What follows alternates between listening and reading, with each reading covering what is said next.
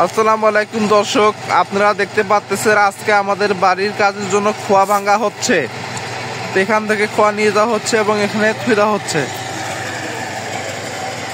রবিউল ভাই, রবিউল ভাই দেখতে পাচ্ছেন আপনারা। হ্যাঁ, আমি ভিডিও করতেছি না।